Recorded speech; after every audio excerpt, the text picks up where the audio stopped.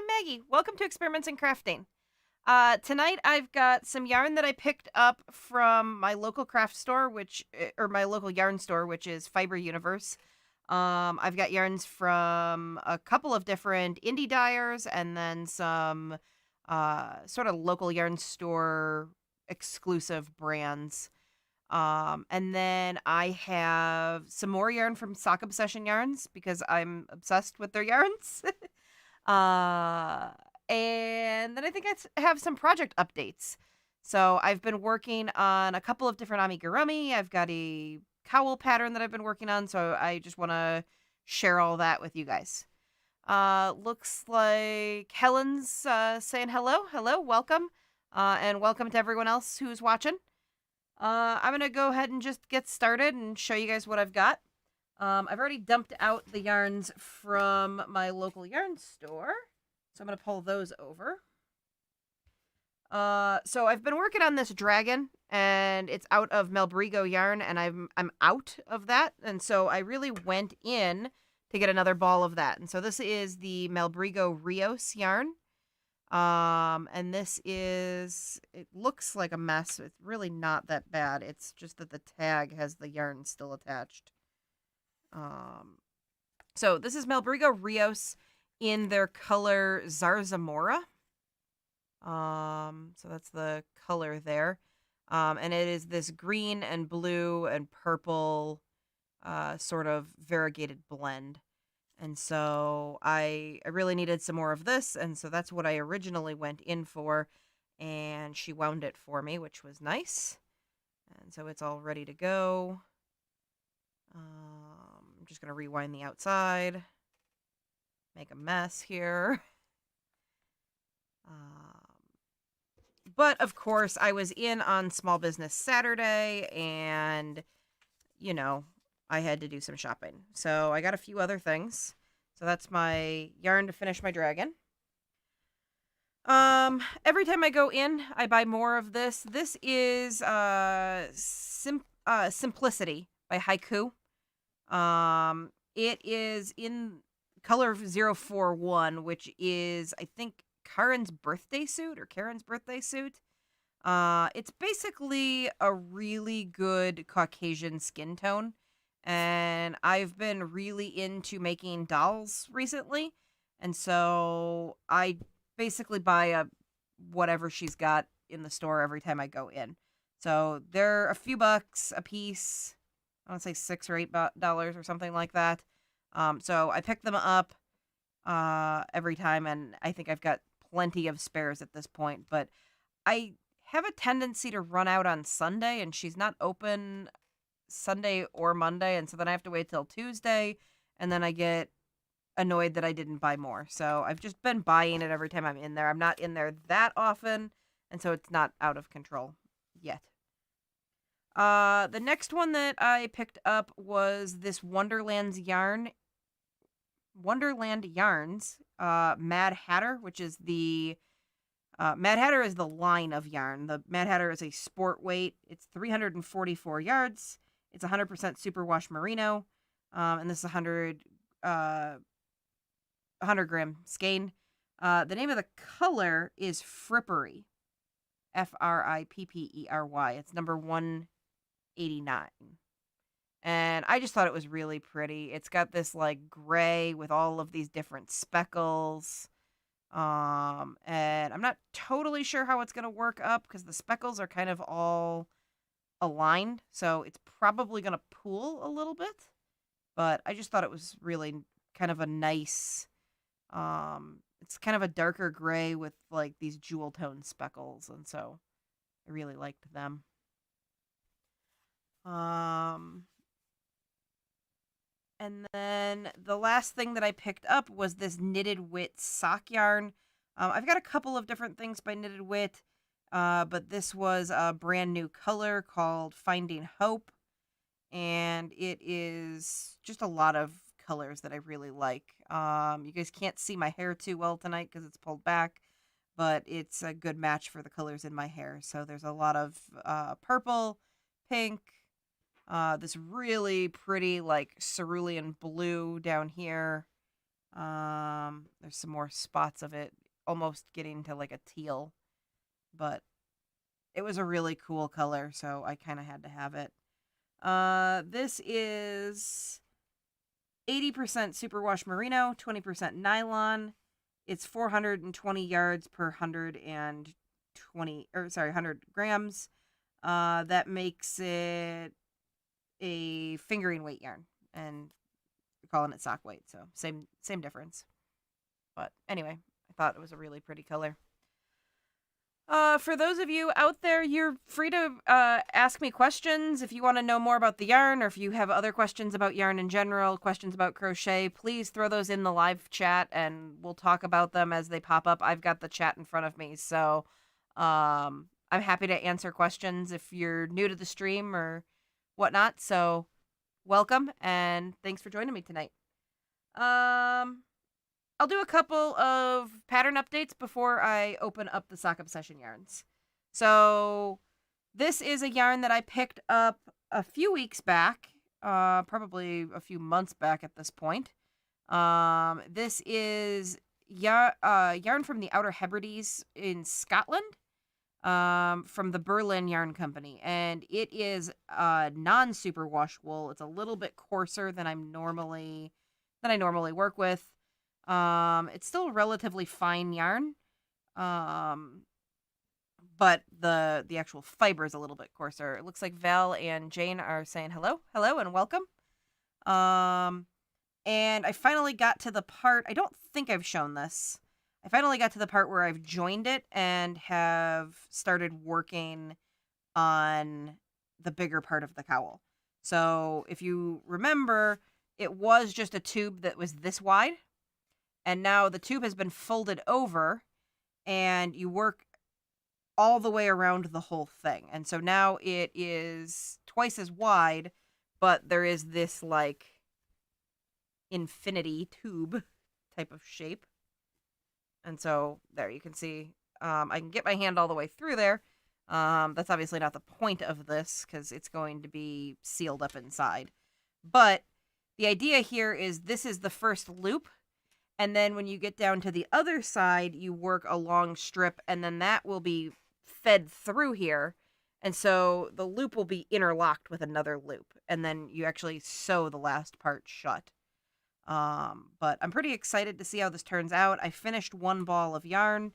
I've got my next ball ready to work with. And so this is the first part of that cowl. So, it is called Fastnet. It's named after a lighthouse, I guess. Looks like Tracy and Jill also joining. Welcome. Thank you for joining. Or thank you for watching. All right. So I've got that project that I'm working on, and I've kind of just been working on it slowly here and there. I'm not in a real big hurry to get it done.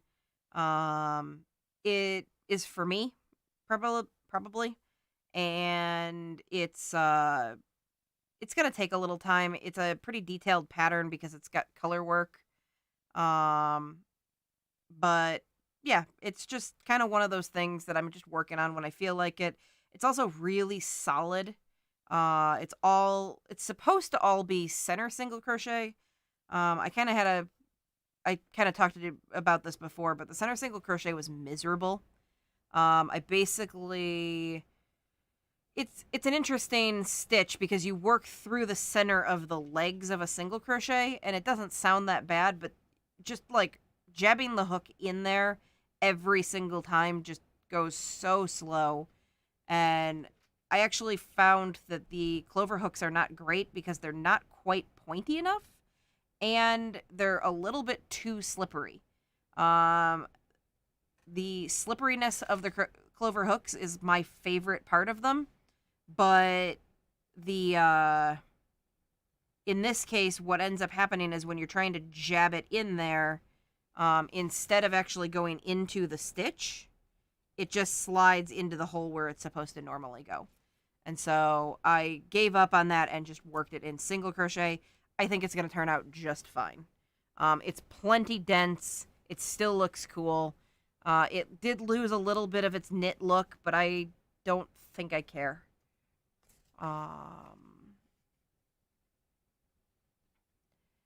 Jill said, I don't know if I missed something, but did you show what that looks like finished? I did not because I haven't finished it, but we did link the pattern in the comments, and you can see what it looks like. It looks like when it's all worked up. It's a cowl with kind of like a star pattern, and then the two ends loop together. So, but yeah, the link to Ravelry and the pattern are in the comment section. I believe it's a paid pattern, so, but it's a pretty cool pattern. Let's see. Tracy asked, I made a basket with center single crochet. I'll never do that again. My hand was killing me. Yeah, I worked up, so when you work this, it's 10 inches of this, it's, I think, 40 or 50. It's not very many single crochets around. You work it up, and I worked like this much of it. It took me an hour and a half to do the center single crochet, and I ripped it all back, and I tried it a different way, and then I ripped it all back again, and my finger was so sore from being like the backstop, and I just kept like stabbing my finger over and over again with my crochet hook. So I can't, like I said, I just gave up on it.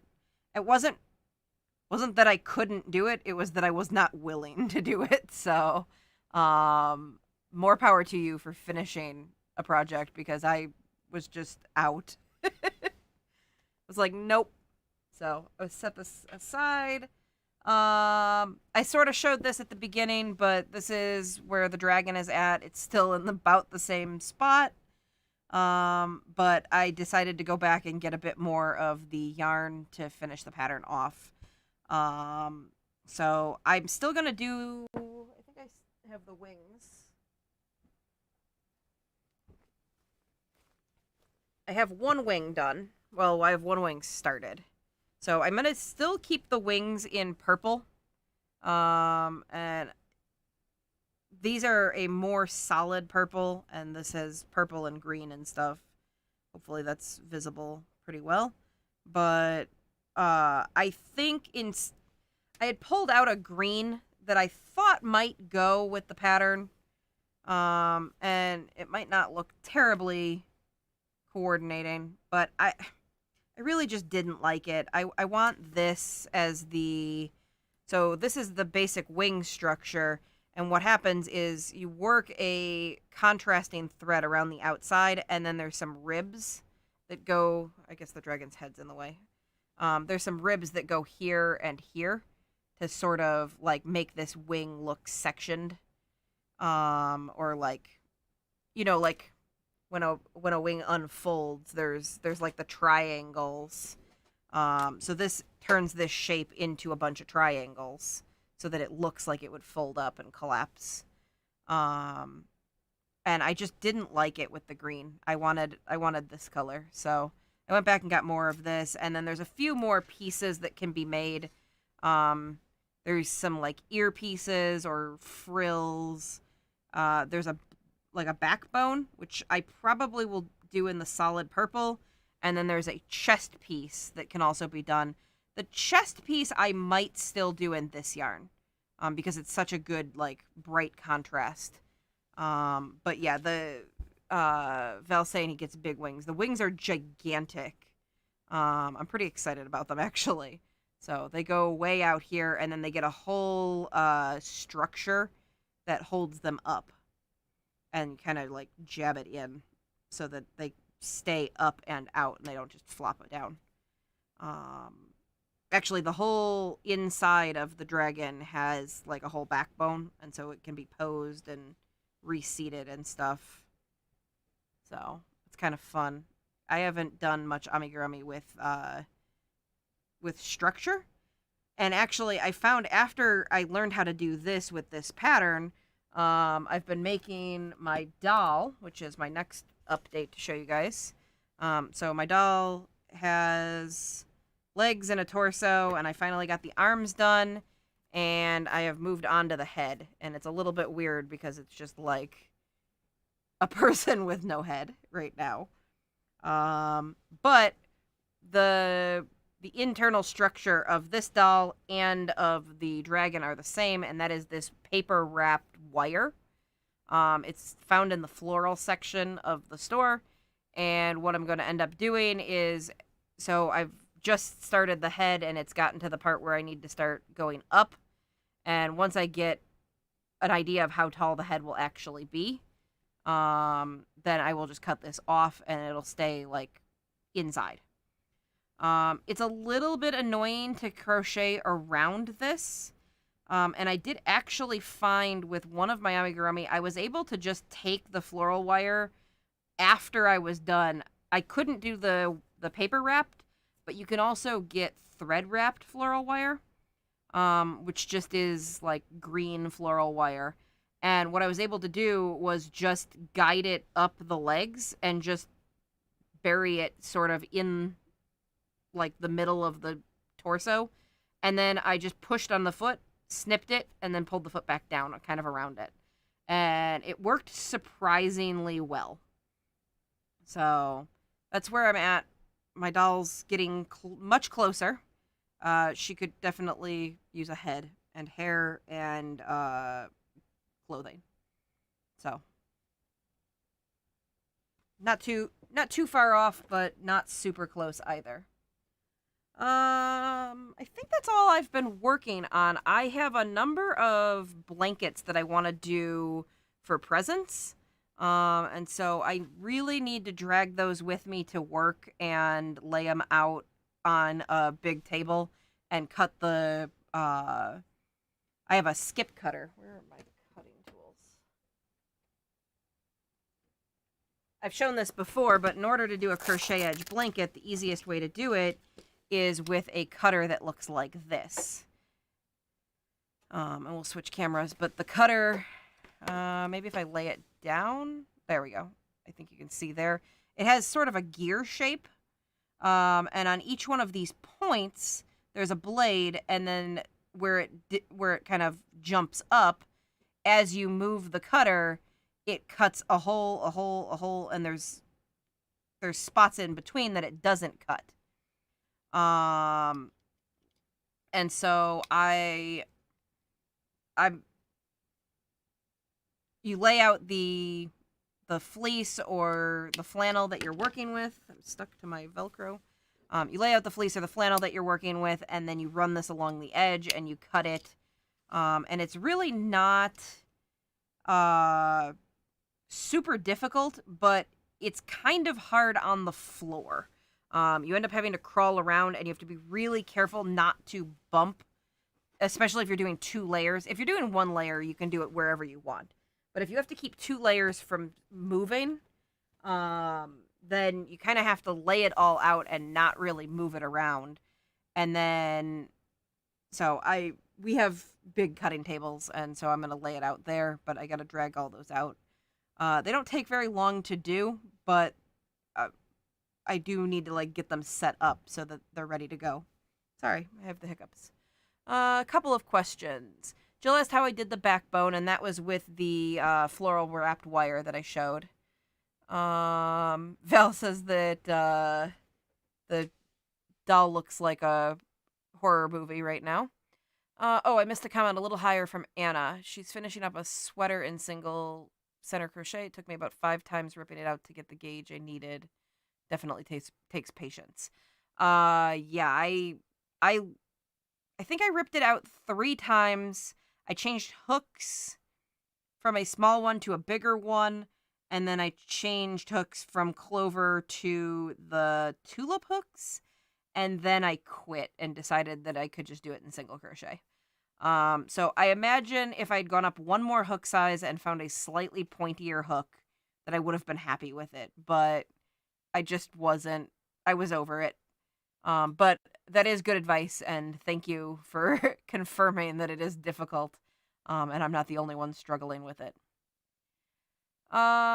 Jill's asking if I've used wig hair on. So I've used crochet wig hair on my mermaid. So my mermaid here has basically crocheted hair made in different kinds of wig parts. Let me turn her around and show you. But I've never used like an acrylic or like doll hair, like synthetic wig. Um, so if I get all these, that one goes down, that one goes down, these guys go down. Okay, there. So you can see here, I made sort of a solid like half moon shape. And then on the bottom of the half moon, there's a row of these little curlicues.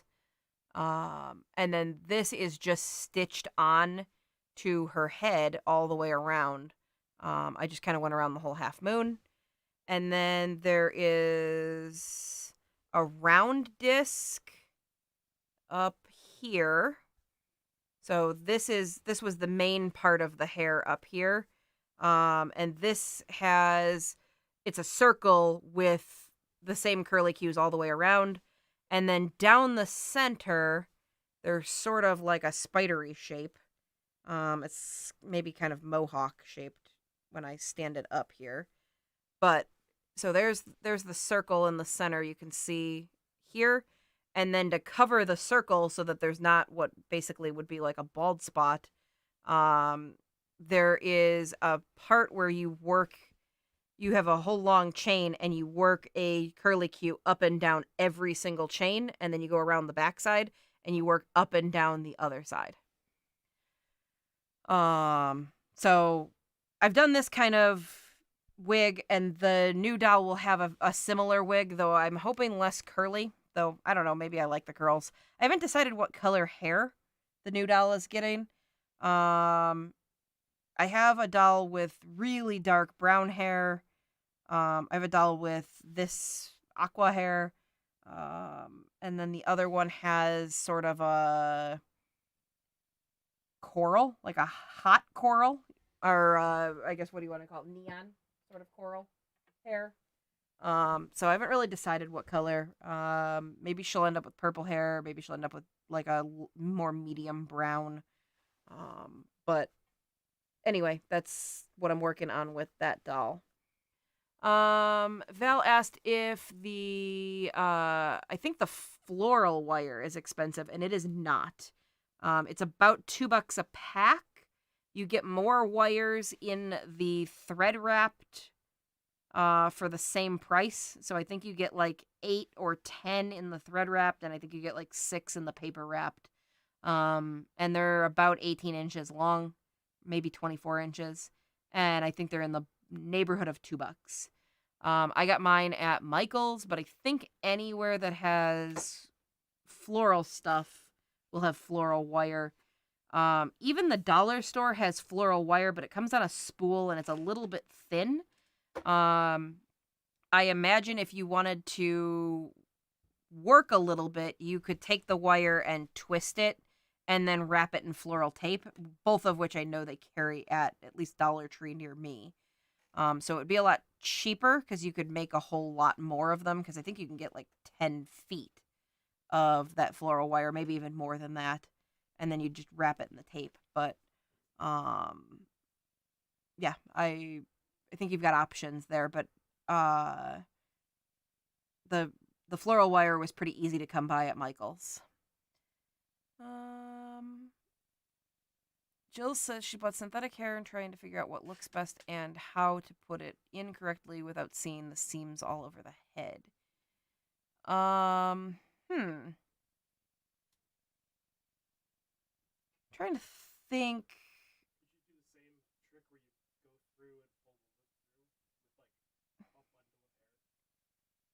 Maybe, so what my husband's saying is, could you loop it through the same way that you put in doll hair, like when you do individual strands? But I think that when you buy doll wig hair, it comes on a strip rather than a whole wig. And so I think that's probably where she's saying without seeing the seams. If you I don't think I have a doll handy, but it generally comes on a strip. I don't know if there's a piece that goes over the top. That's really what I'm having trouble picturing is like normally it's a bunch of strips and then there's a like fountain shaped piece that like covers all of those. Um and so like if you flip a doll upside down, you see all the ribs, but when you flip it back, it all lays the right way. So, I'm not sure. I haven't seen a whole lot of amigurumi dolls with synthetic hair, but I can take a look around because I'm kind of interested now. All right. So the last thing that I've got to open is more yarn from Sock Obsession Yarns. I definitely buy more than I've used recently, but there were some really pretty colors that I had to have. What's that? Yeah.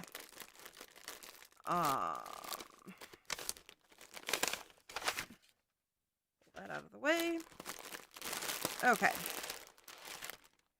And we've got some very loud crinkly paper, so I'm going to get that out of here. Okay. Let's see. This one was the reason that I bought the yarn. She posted this with a bunch of different yarns, and it like really popped out as just really cool.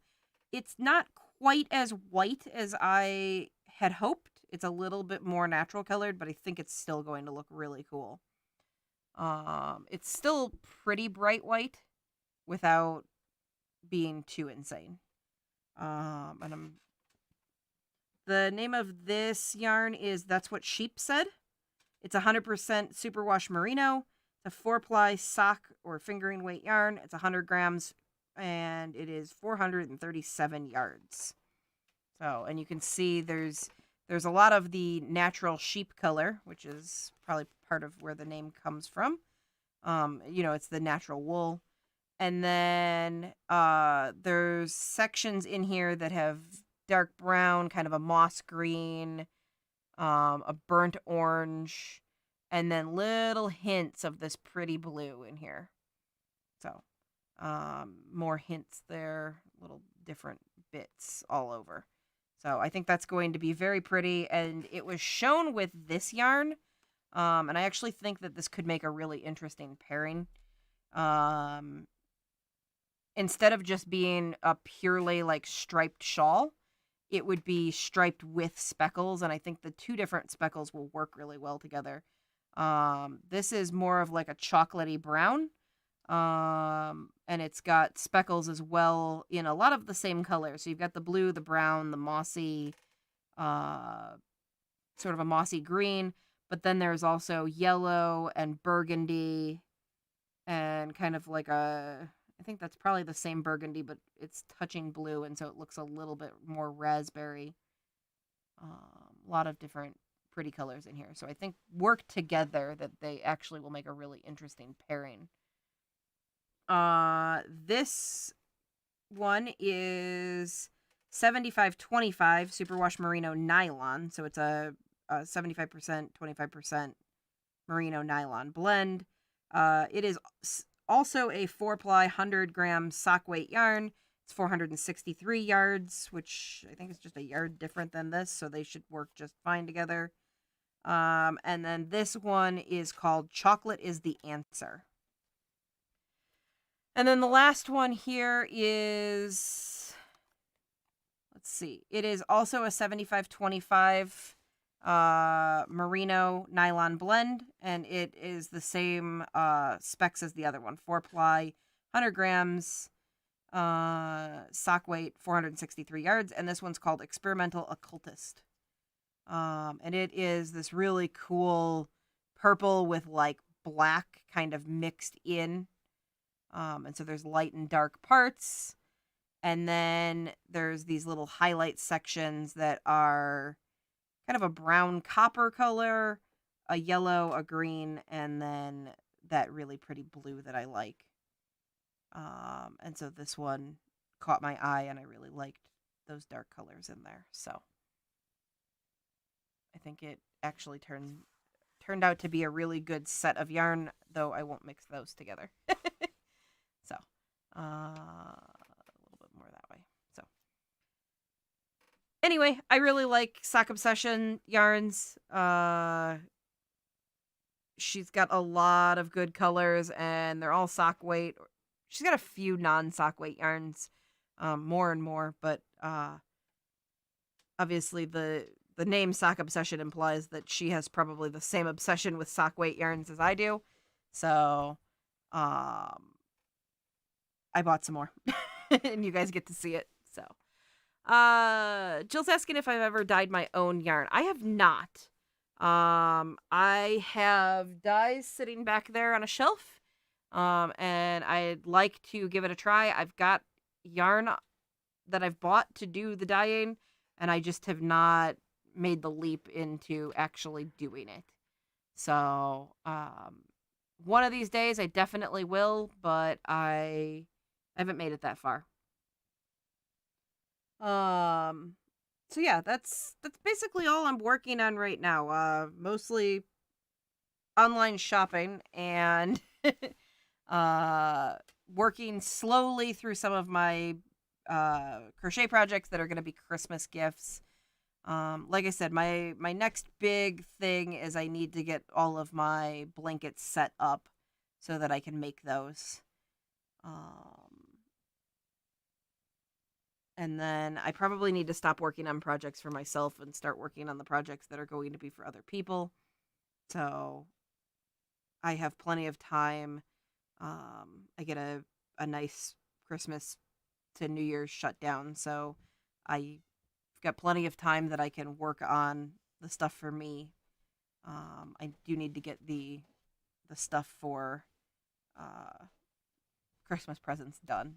So, are you guys working on Christmas presents, or have you wrapped up your Christmas stuff, or are you not going to be doing anything for the holidays for other people? I know a lot of people have done things in the past and then end up not do, at least myself.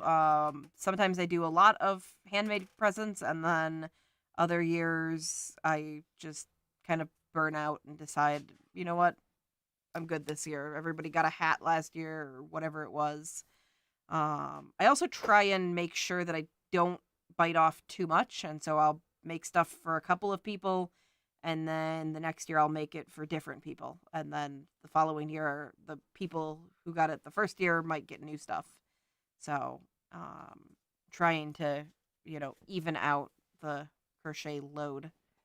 But I've got a couple of pieces of fleece and flannel backers that I bought last year around Christmas that I wanted to make blankets, and I didn't, and so I need to this year.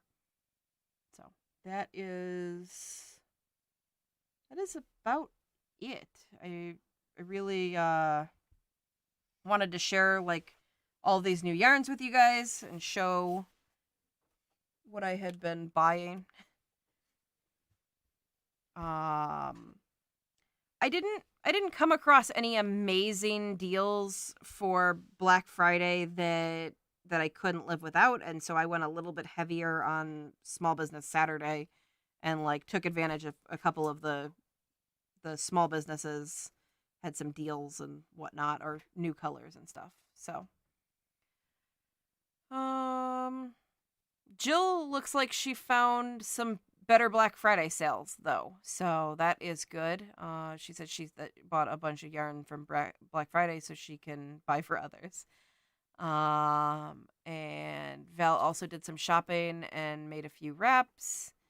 For Christmas presents. And then Stephanie said that she did birthday gifts this year, but no Christmas.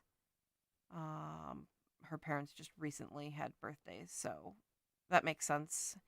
And then Tracy says she has too many unfinished projects to start new ones to give as gifts. Yeah, I've got a little bit of that problem too. I've got a bin full of like half finished things. I should pull some of those out and finish them and give them as presents. Excuse me. Anna said she decided not to make anything for anyone this year. She's been spending her time learning to knit socks. And she crocheted socks and decided to try and knit a pair. I really would like to learn to knit, but I every time I go back to it, I just remember that I can crochet so much faster, and it feels like I really have to want something out of knitting. Some project is gonna force me to learn to knit. Um, I just haven't found it yet. Let's see. Belle says challenge of a wrap skirt, so we'll see if it's gift worthy. Okay, she's working on a wrap skirt and waiting to find out how it turns out. Jill asked if I have checked out Mace of Skeins. She has beautiful yarns. No, I've never actually heard of that dyer. Um, my husband will probably pull it up and put it on the screen so I can see a little preview of it, and then I'll look into it more have uh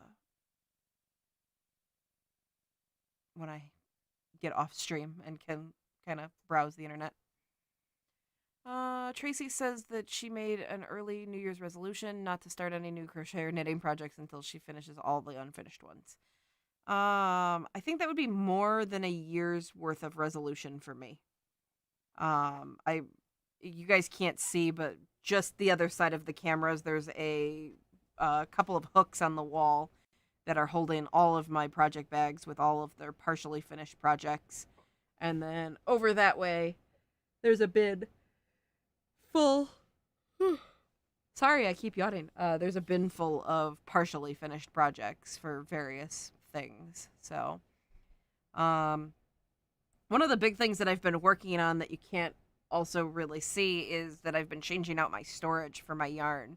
I had been using plastic totes that were just the $5 ones from Target from like Sterilite, and they're stacked on top of each other. And the problem is that the lids have a tendency to collapse over time, and then they like pucker, and then there's a big gap. And so moisture and spiders and whatever can get in there. And so I found a really good deal. My husband showing the stacks of yarn back in the corner there. I found a really good deal on these gasketed, like, heavy-duty bins. Also still from Sterilite, but we've got some for camping stuff that we took with us that are, like, they've got these latches on the side and the gaskets on the top so that, like, no water can get in or bugs or animals or whatever can get in during camping.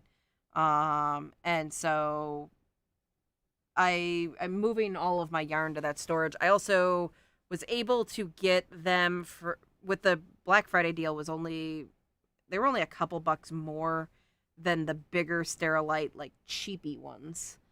And so I just went ahead and got those. And so maybe once I get those all transferred over, I'll be able to show some yarn.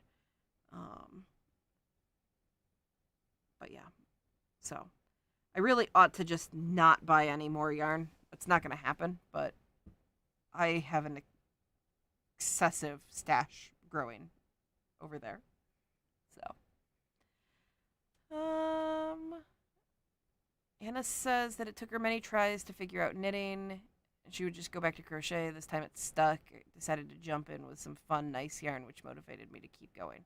It's a good idea. I think I tried knitting with, just like an acrylic No. 4 weight, and maybe I should invest some nicer yarn and probably weights that I actually want to work with. I have a tendency to work in fingering weight, and so maybe I should just jump in and do a shawl or something relatively simple out of a fingering weight yarn.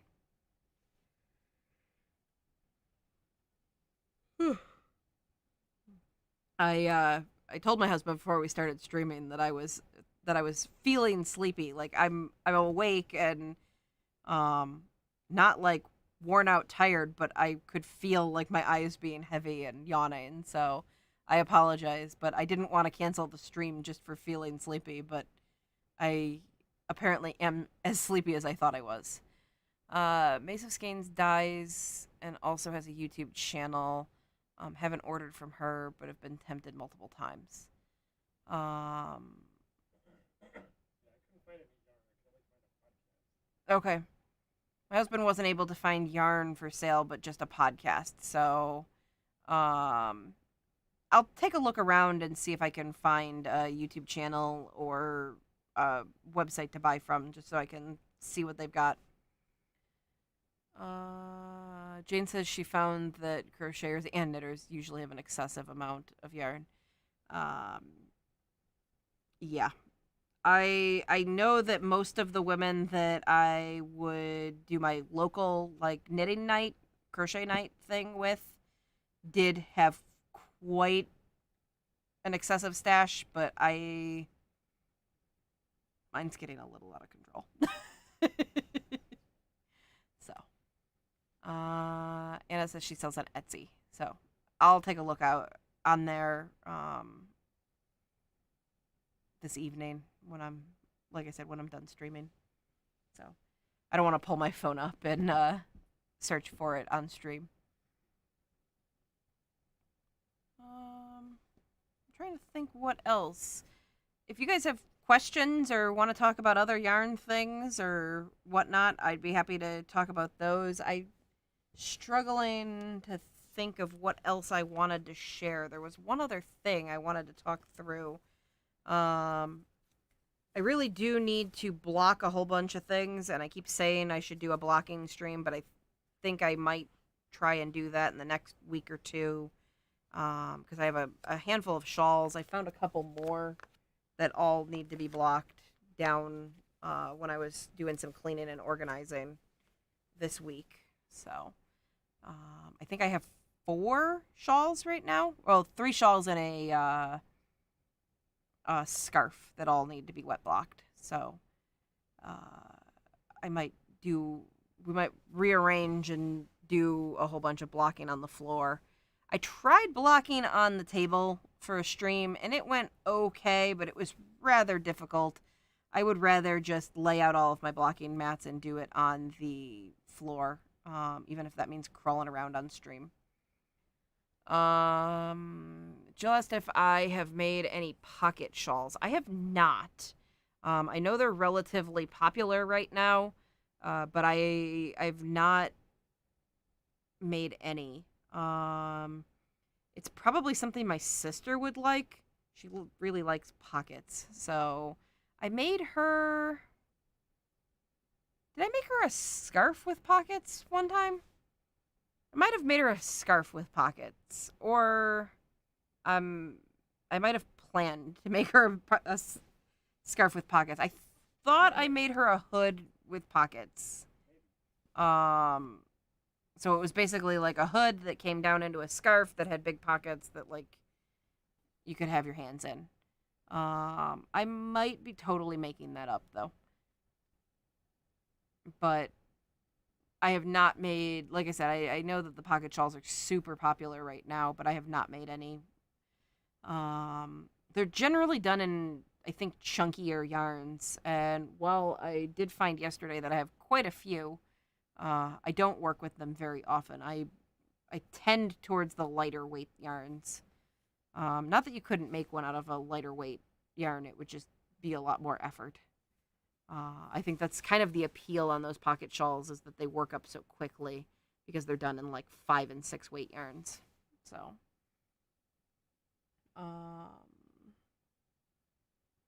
yeah. So, I'm trying to think. I cleaned, so I don't have more like things to grab and show. What's in there?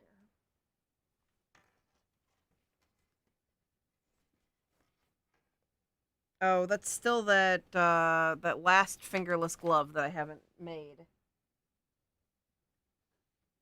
It's one of those ones that's gonna have to go on the back burner until I get a chance to finish it after Christmas probably.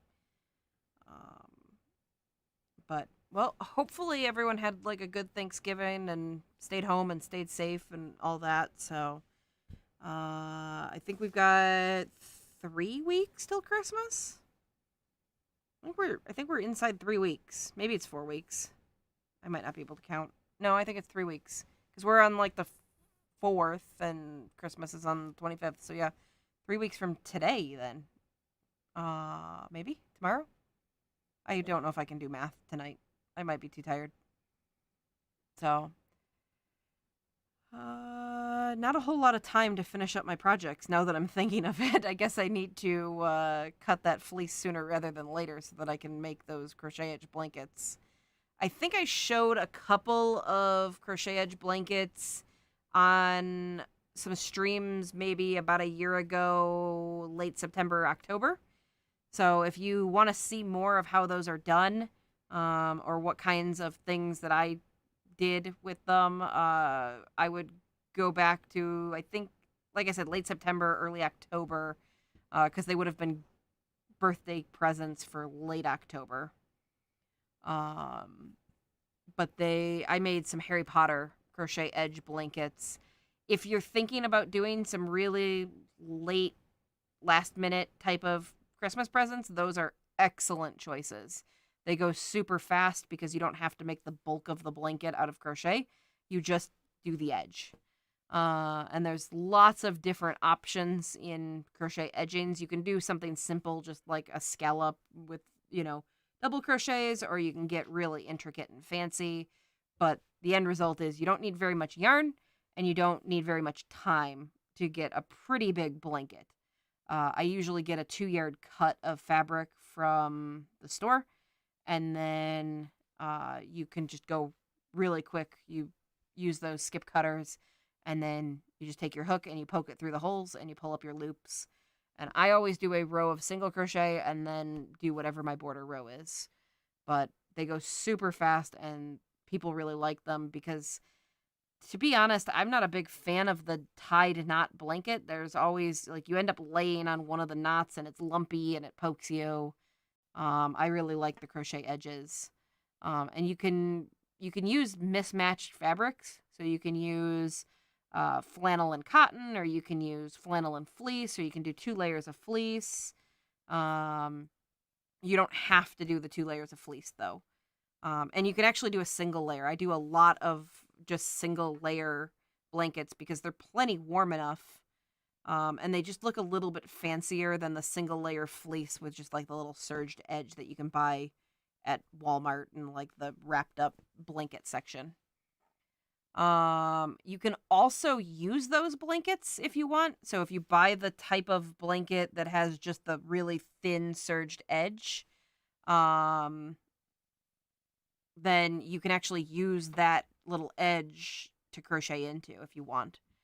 So then you don't have to cut the holes and you don't have to do the first round of crochet.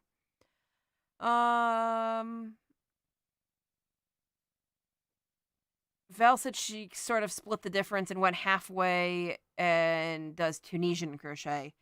I cannot really get into Tunisian crochet. I've done a couple of projects. I did a shawl, I did a little cell phone case. I did something else, and I don't know if it's just not for me, if I haven't found the right project, but it's just never,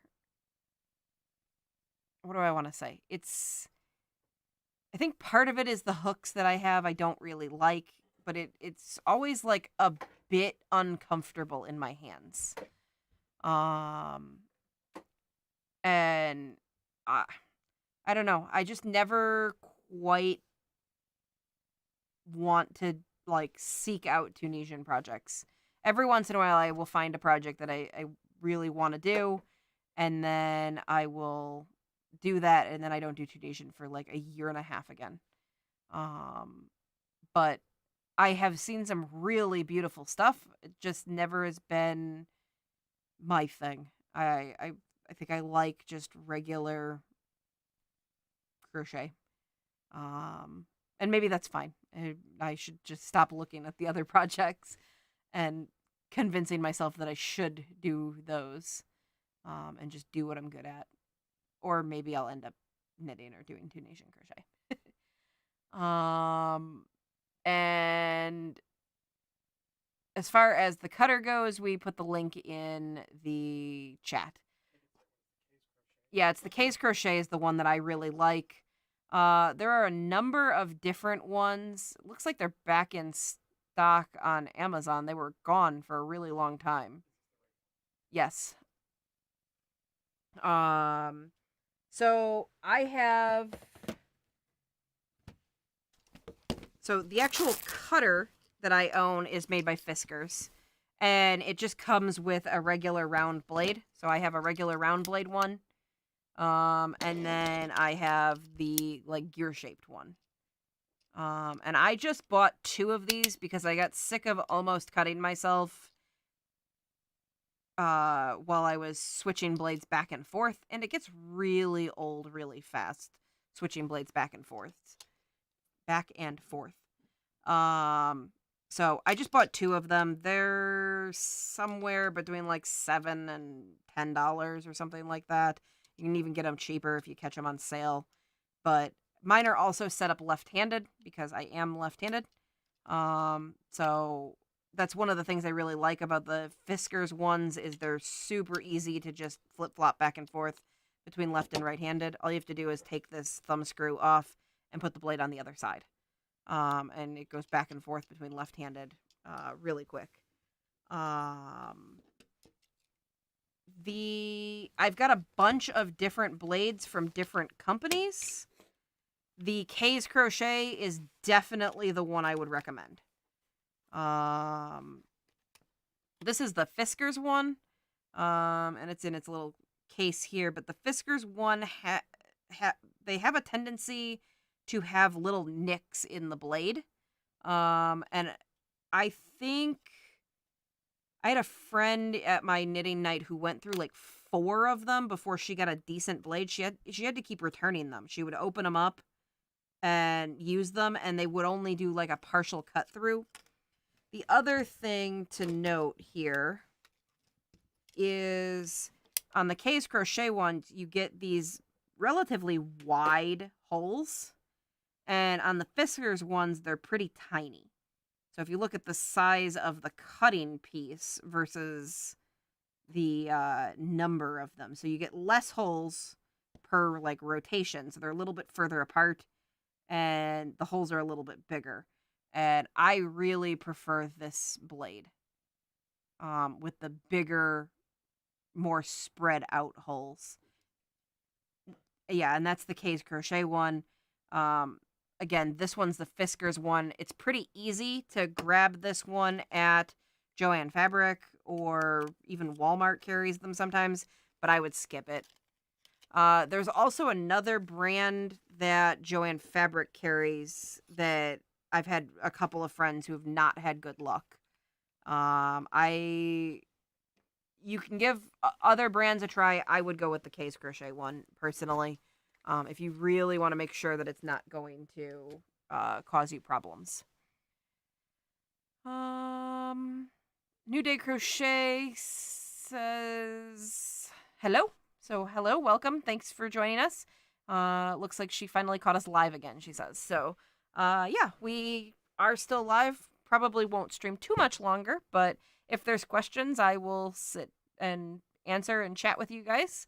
I don't have a whole lot more to talk about that I wanted to talk about, but I like chatting about all sorts of different things. Knitting, well, not so much knitting, but crochet and yarn and maybe a tiny bit weaving related. So I did also go through and organize all my fabric. I had pulled it all out and it was a giant mess from making masks. And I finally got it all put away.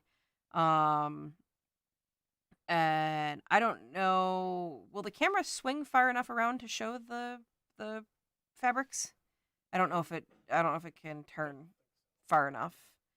But a while back I saw might have been like a Pinterest post or something like that that showed people storing fabrics wrapped on comic book boards, which are just sort of a heavy duty cardboard.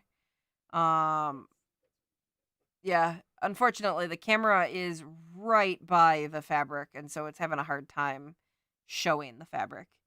But anyway, each one of my pieces of fabric is like folded and then wrapped around these comic book boards, and then they all stand upright like books. And it's really nice. I can see all of my fabrics. They're not like heaped up in a bin.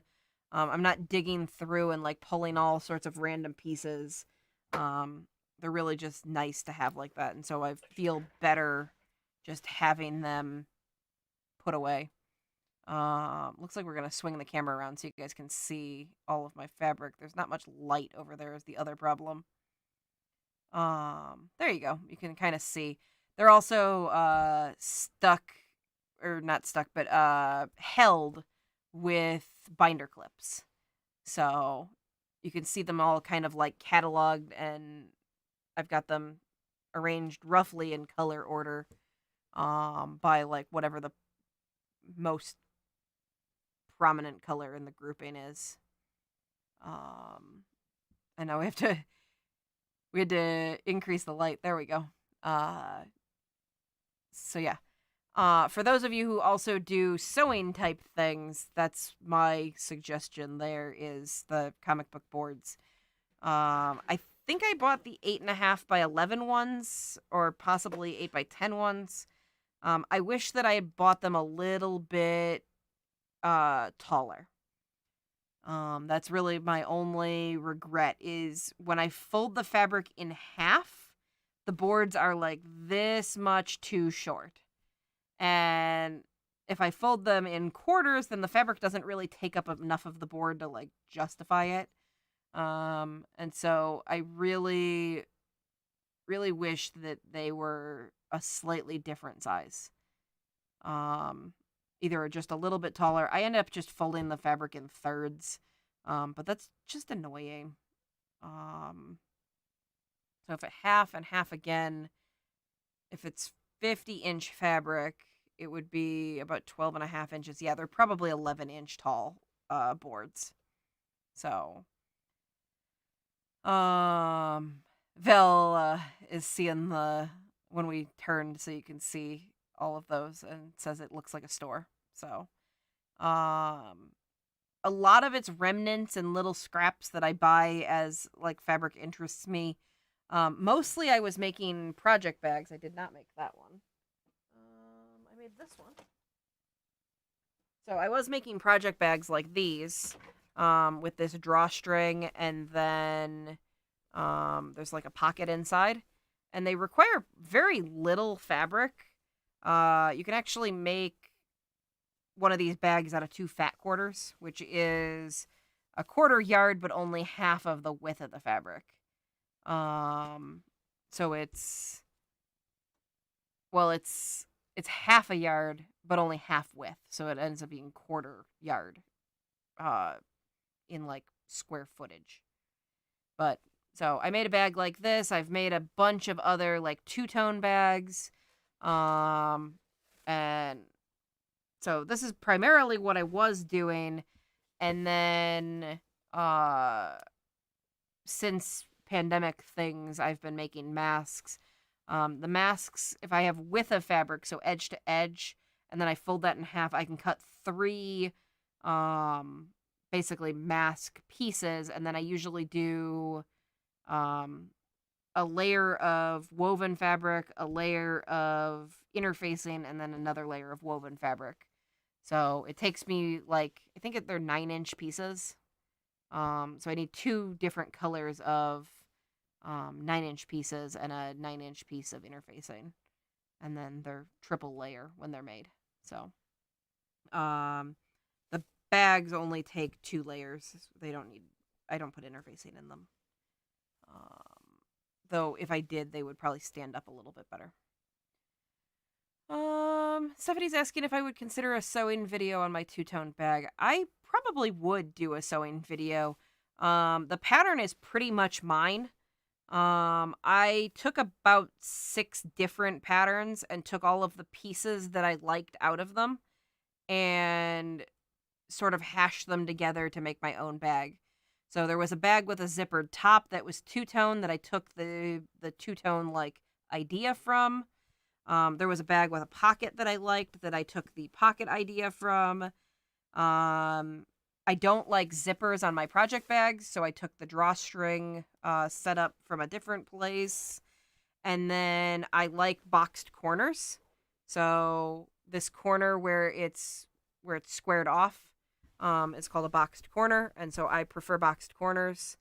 And so I took that from yet another bag pattern, and in the end, my bag pattern I think is basically mine. I had to figure out how to get all of those elements that I liked from each of those into one particular bag design. This is actually not the bag design that I make most often. The ones that I make most often are these two-tone bags that I have on the wall. I don't think I have any handy, but I can probably get one tossed to me.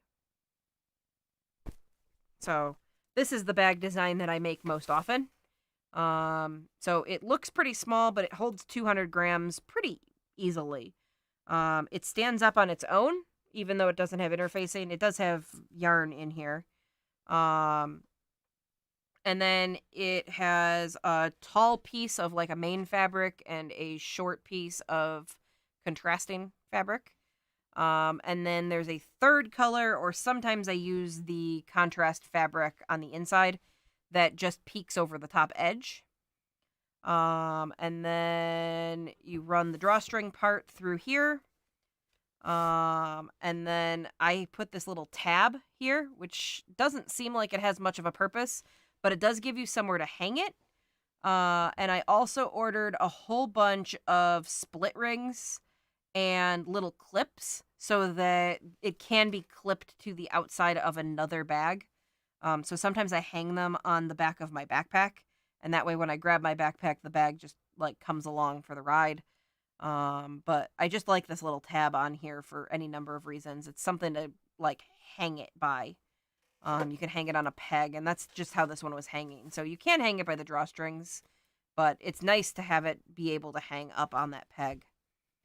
And then one of the things I really like is when you roll the top edge that it can act as a yarn bull. So I don't ever, like, when I'm using these project bags, I rarely ever take the yarn out. I just fold the top edge over. And then if you see on this side, there's also a pocket inside. And I sew, 2 pretty good sized pockets for like maybe a small pair of scissors.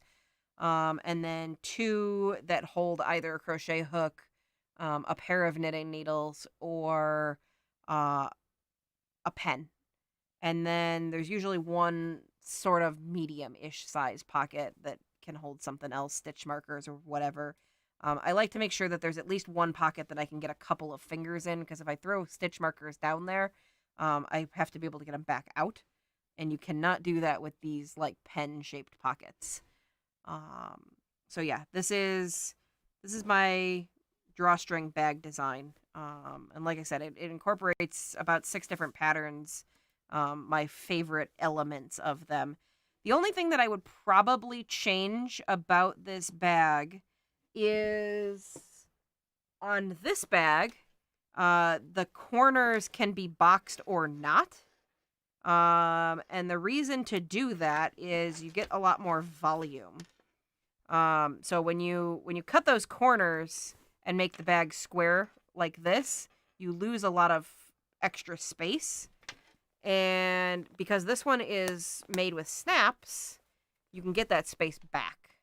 And so you get a little bit of extra space to work on your project. This one has a giant strap on the side with a carabiner like clip. I don't like that as much as my tiny little thing. Though I do kind of like the clip a little bit better. I'm not a big fan of the split ring that I chose for the outside here, but a carabiner clip would have been a better choice. This one was made by a company called, like a small company called Chasing Acorns. And so they've got their own little tag on there. The inside of this one is also nylon, which I don't like, except that I got this bag wet almost 2 or 3 days after buying it, and it protected my project. So I came around pretty quickly to the nylon. I didn't like the feel of it, but I really liked the bee pattern on the outside. And I was like, well, the nylon's probably fine. And then I got it wet and it protected my whole project, and I was a pretty big fan. So I'm not sure that I still love the nylon, but it did really help me out there. Um, there's also no internal pocket, and it's fine that this one is one singular color, but I like the two-tone bags. And it's not a whole lot extra work to do the two-tone. I don't like the closure here quite as much, just because it's more work to operate. And I don't actually think all that much more secure. Like, yeah, I can still peel this open. But when you get these two ribbons sort of pulled against each other, like this actually stays pretty well closed. The other thing is you can, if you really have to have it stay closed, you can just tie it. I've tied a bunch of mine with bows so that they like stay closed. So, but the end of that is yes, I would definitely consider showing how I make my bags, and then either doing a actual video or possibly just live streaming it across a couple of weeks. Like maybe we'll do like a series. Um yeah. So, feet. Oh, yeah, so one of the things my husband was saying is that people would need the feet. And what he means is I bought a whole set from Amazon of these interchangeable feet for my sewing machine, and there are a number of them that do really help to have. They're not 100% critical, but they are convenient, and you can get them for super cheap. So, I think normally, like, if you were to buy a sewing machine foot from Singer, they're like $30 each. You can get a whole set of feet for, I think, $12 or $14. And then you get all these options. So, um, yeah. Maybe I'll do it as a whole video, and maybe I'll do it as a live stream. I'm not sure, but we'll see how it goes. And actually, I probably need to remember how to actually make these. The good news is I wrote it all down. Because I was making them in batches. I actually considered selling them at one point and then decided I didn't want to, because it was just more work than I wanted to do. But uh, Stephanie's asking if we have a link to the feet. We can look around. I probably would have to go through and actually like look in my Amazon history to see if I can find the actual ones I bought, but we might be able to find ones that pretty quickly.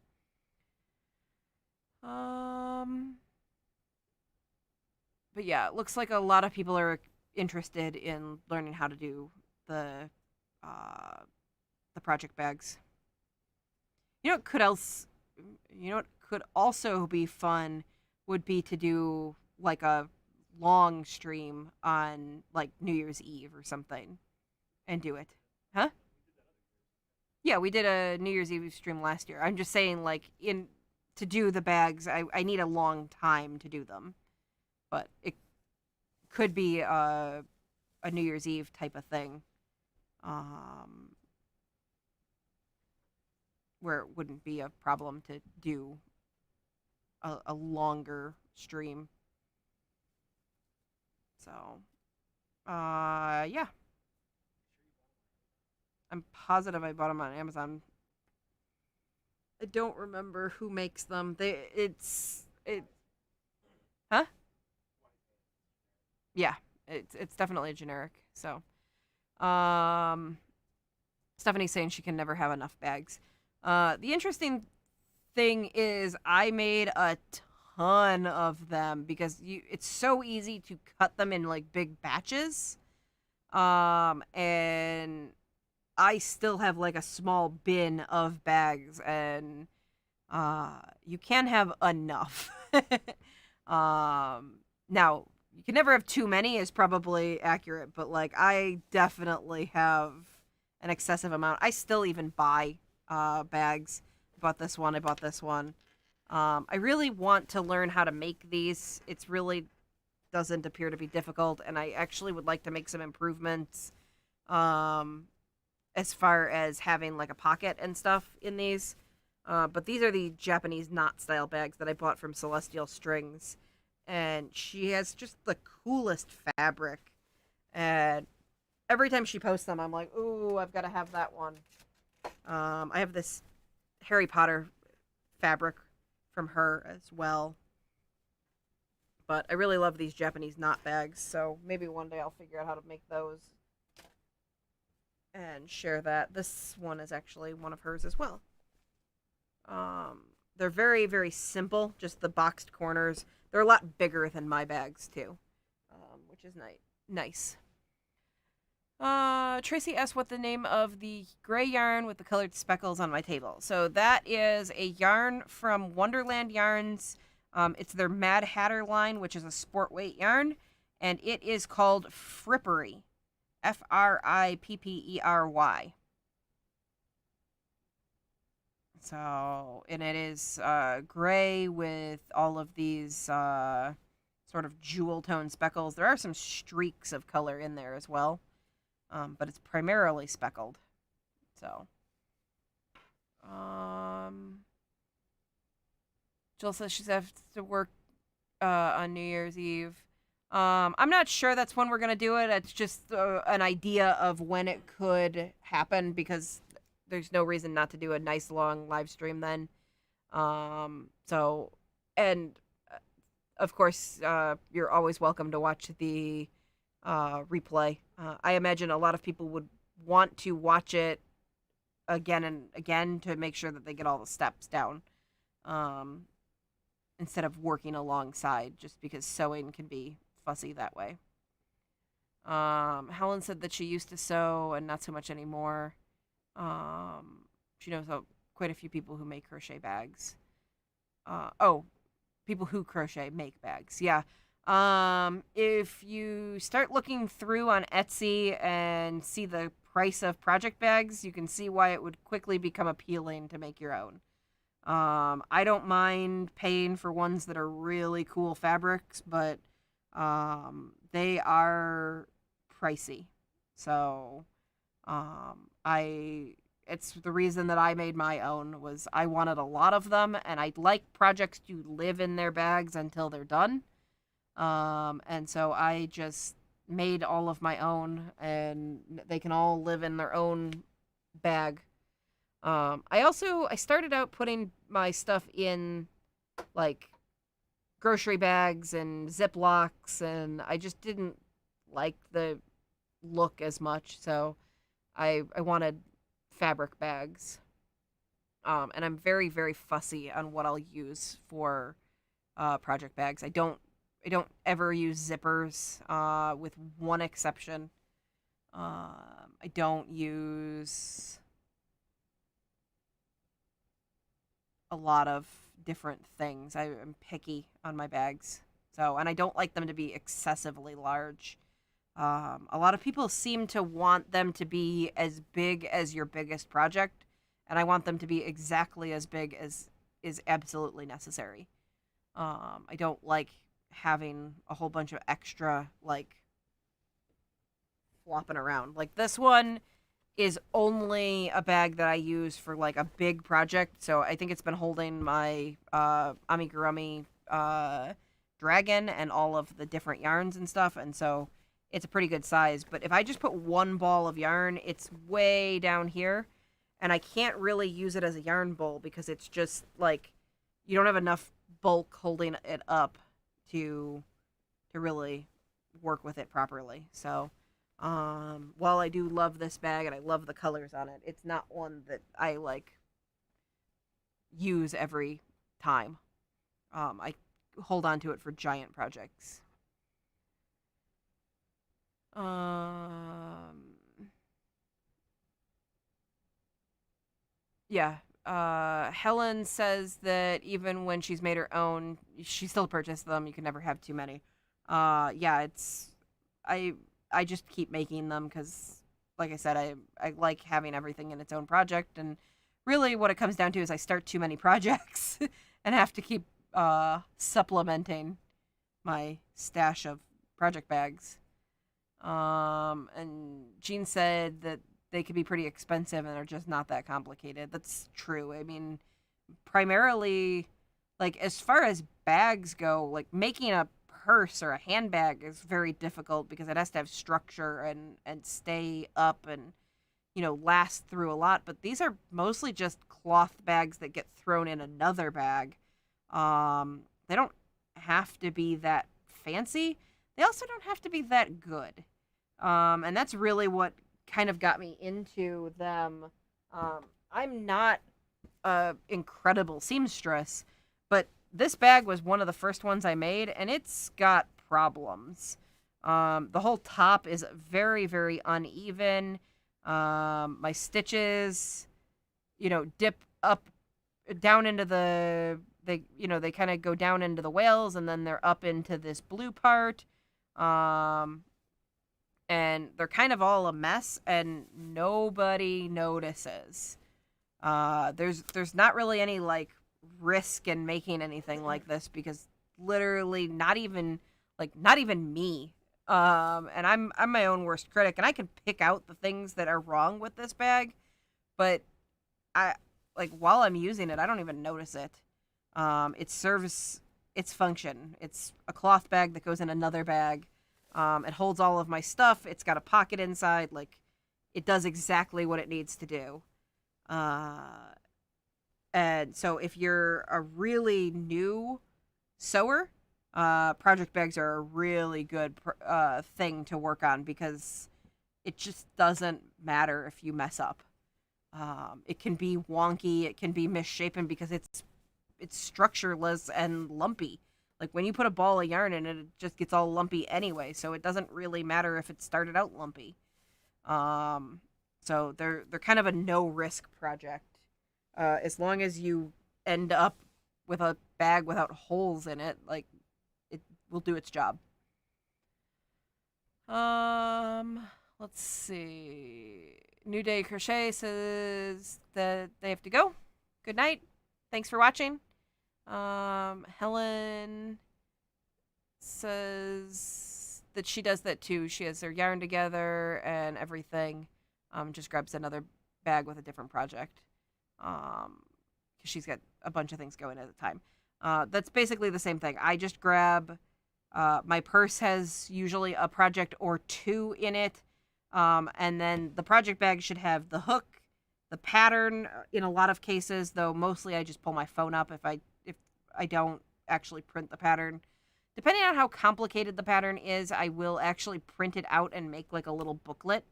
I print 2 pages on 1 page. Like that's a setting in like when you go in to print it. And if you print them 2 on 1 page, side by side, you can fold all the pages, and then when you fold them, you can lay them all together and just put staples in the edge, and then you have like a booklet that's half paper sized. And so I've done that before, and then I just keep that booklet in with the project. So it's usually a stitch marker, a hook, possibly some sort of cutting implement. So scissors with a cap on them, nail clippers. I have little thread cutters that are like a little disc that has like a blade inside that you can't get your fingers in so that you can cut yourself, but you can like lay a piece of yarn across it and cut whatever the thing might be. But sometimes a cutting tool the pattern and then the yarn. And then I just cinch that all up and take it with, and they're ready to go, and I can just grab everything. And it's just nice to have everything and know that if I get stuck somewhere, a doctor's office or not in traffic because I won't crochet like while driving, but um just waiting for store pickup, or like just generalized delays in things, I can just pull my project out and start crocheting, pick up. Even if it's just a round or two, you make a little bit of progress here and a little bit of progress there. So, um, but with all that being said, I think I'm gonna wrap up for the evening. Um, I keep yawning, so I obviously should probably get to bed. And I thank you all for joining me. If you have questions or comments or suggestions on things that we should do, you can find me on Facebook or Instagram at Experiments in Crafting. You can also leave a comment on this live stream or any other live stream, and or any other video actually, and I will do my best to get back to you on that. And with all that said, have a great rest of your week, though it's late in the week, and a great weekend. And I will see you next Thursday at 8 p.m. Central Time. That's when we intend to stream. If I cancel the stream, it will be on YouTube community tab and Facebook and Instagram at Experiments in Crafting. Good night. Thanks.